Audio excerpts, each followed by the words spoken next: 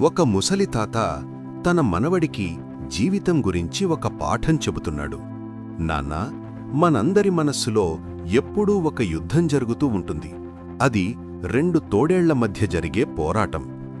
ఒక తోడేలు చెడ్డది.